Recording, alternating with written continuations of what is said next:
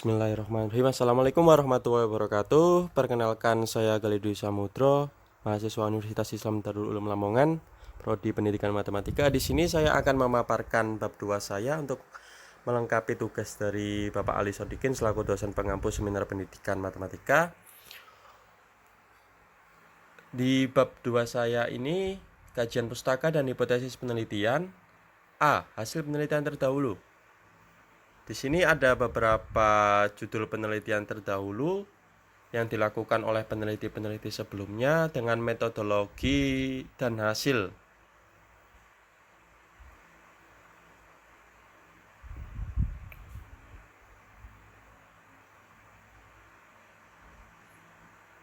Baik, berdasarkan uraian penelitian terdahulu yang disajikan di atas, memunculkan suatu persamaan serta perbedaan antara penelitian terdahulu dan penelitian yang akan saya lakukan.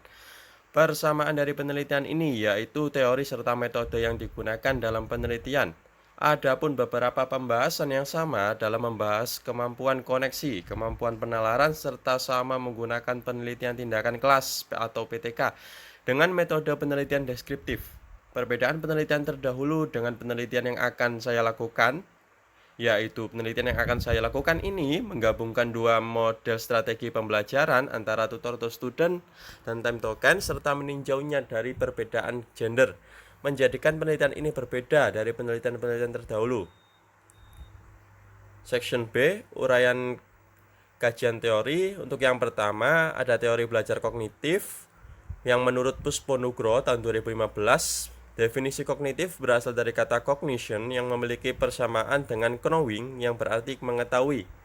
Dalam arti luas, kognisi adalah perolehan, penataan, dan penggunaan pengetahuan. Tekanan utama pendekatan psikologi kognitif terletak pada bagaimana informasi itu diproses dan disimpan. Ini tentu saja berbeda dengan pendekatan psikologi behavioristik yang fokus pada tingkah laku dalam konteks lingkungan dan konsekuensinya. Untuk yang kedua, kemampuan koneksi. Kemampuan koneksi matematis adalah kemampuan seseorang dalam memperlihatkan hubungan internal dan eksternal matematika yang meliputi koneksi antar topik matematika, koneksi dengan disiplin ilmu lain, dan koneksi dengan kehidupan sehari-hari, menurut Kusuma tahun 2003. Untuk yang ketiga, ada kemampuan penalaran. Matematis adalah kemampuan menganalisis, mengeneralisasi, mensintesis, atau mengintegrasikan, memberikan alasan yang tepat, dan menyelesaikan masalah tidak rutin. Menurut penelitian dari Lestari dan Yuda Negraha tahun 2015. Dalam penalaran, kemampuan penalaran ada salah satu bentuk penalaran, yakni penalaran induktif yang memiliki arti sebagai berikut. Jadi penalaran induktif adalah penalaran yang berdasarkan sejumlah kasus atau contoh-contoh yang terbatas yang diamati.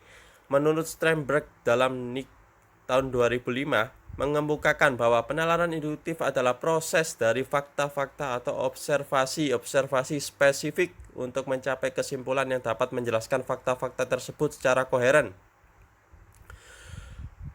Selain itu, menurut Rosita tahun 2014, penalaran induktif adalah aktivitas penarikan kesimpulan yang bersifat umum berdasarkan pada contoh-contoh khusus dan pola atau keteraturan yang diamati.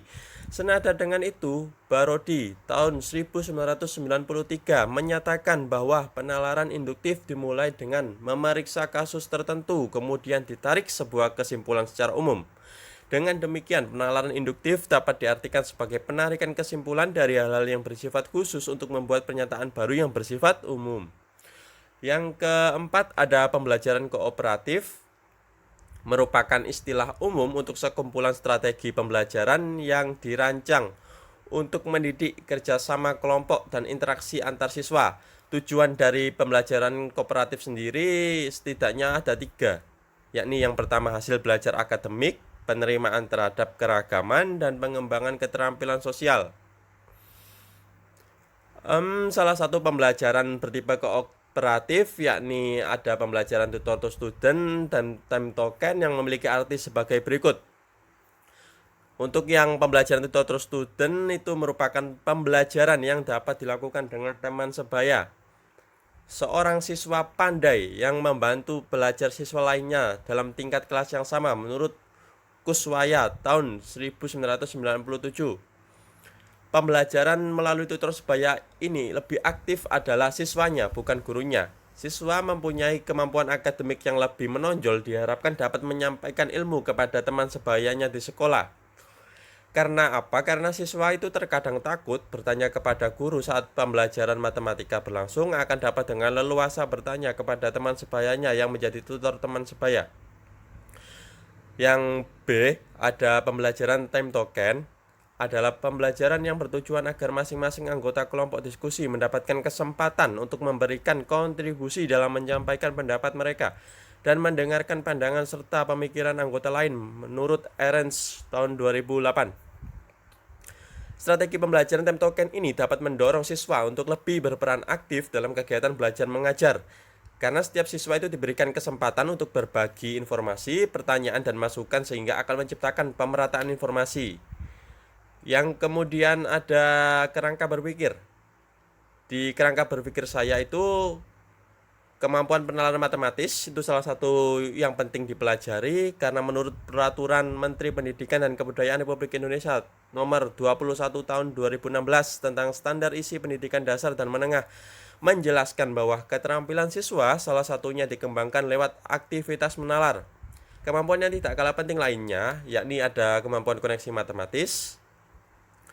Ketika siswa dapat melihat koneksi antar konten matematika yang berbeda, maka siswa telah mengembangkan nilai matematika sebagai suatu kesatuan yang saling terintegrasi menurut National Council of Teachers of Mathematics tahun 2000 p. 354. Pentingnya kemampuan penalaran dan koneksi bagi siswa diperkuat lagi oleh National Council Teachers of Mathematics NCTM yang menyatakan bahwa matematika sekolah memiliki standar-standar yang harus dimiliki oleh siswa, yaitu standar isi dan standar proses. Terlepas dari pentingnya hal tersebut, ternyata siswa itu masih mengalami kesulitan dalam pembelajaran matematika di sekolah. Hal ini terlihat dari hasil belajar matematika siswa selama ini belum mengembirakan, khususnya pada aspek koneksi matematis menurut Ruspiani tahun 2000 dan aspek penalaran menurut Wahyudin tahun 1999. Dalam kegiatan pembelajaran di sekolah tentu ada perbedaan yang harus diperhatikan oleh tenaga pendidik. Perbedaan salah satunya adalah mengenai gender, yakni adanya siswa laki-laki dan tentunya ada juga siswa perempuan. Di sini pendidik harus benar-benar memperhitungkan model dan strategi apa yang cocok diterapkan supaya bisa tercapai hasil belajar yang maksimal dan tujuan pembelajaran terpenuhi. Seluruh rangkaian alur penelitian saya jelaskan melalui kerangka pemikiran operasional pada gambar 2.1. Jadi ini adalah kerangka pemikiran operasional saya seperti ini. Yang kemudian hipotesis penelitian saya sebagai berikut. Yang pertama, hipotesis pertama, H0, tidak ada perbedaan kemampuan koneksi dan penalaran matematis siswa sebelum menggunakan pembelajaran tutor to student berstrategi time token pretest dengan setelah menggunakan pembelajaran tutor to student berstrategi time token post-test. HA-nya sendiri ada perbedaan kemampuan koneksi dan penalaran matematis siswa sebelum menggunakan pembelajaran tutor to student berstrategi time token pretest dengan setelah menggunakan pembelajaran tutor to student berstrategi time token post-test. Untuk yang hipotesis kedua yang tersendiri, HO atau H0, tidak ada perbedaan kemampuan koneksi dan penalaran matematis antara siswa laki-laki dengan siswa perempuan. Untuk HA-nya sendiri ada perbedaan kemampuan koneksi dan penalaran matematis antara siswa laki-laki dengan siswa perempuan. Ya, cukup sekian pemaparan materi bab 2 saya. Apabila ada salah kata yang disengaja maupun tidak sengaja, saya mohon maaf sebesar-besarnya. Saya akhiri, wabillahi taufik wal hidayah. Wassalamualaikum warahmatullahi wabarakatuh.